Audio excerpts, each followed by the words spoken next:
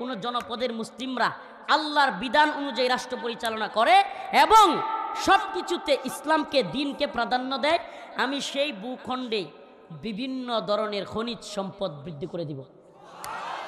আপনি জানেন আফগানে স্বর্ণের খনি পাওয়া যাচ্ছে, সুবহানাল্লাহ কয় না?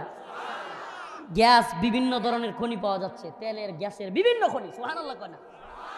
আফগানরা এত বেশি উন্নতি করতেছে, পৃথিবীর মধ্যে রোল মডেল যে সমস্ত গাড়ি তারা নির্মাণ করতেছে, সুবহানাল্লাহ কয় না?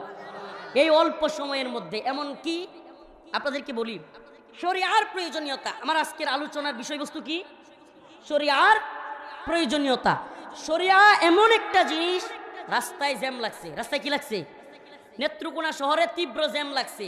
আমার আপনার মগজে, যুবক প্রিয় ভাই, একেবারে দরদের সাথে বলে যাই ভাই, প্রিয় আলেম ও প্রিয় দাই ভাই, দরদের সাথে আপনাকে বিনয়ের সাথে বলে যাই, নেত্রকোনা শহরে জ্যাম লাগছে, তীব্র জ্যামের মধ্যে রৌদ্রের মধ্যে ঘামতেছেন, এই সময় যেন আপনার মনে আসে এই জ্যাম কেন হয়েছে? শরিয়া নাই।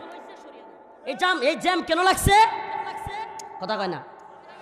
শরিয়া থাকলে, শরিয়া অনুযায়ী রাষ্ট্র ব্যবস্থা থাকলে বিকল্প ব্যবস্থা থাকতো, রাস্তাঘাট সুন্দর থাকতো, কোন চুর বাটপার রাস্তার ইট পাথর সিমেন্ট বালু এরপরে বাথরুমের টাঙ্কি খেয়াল থাকতো না।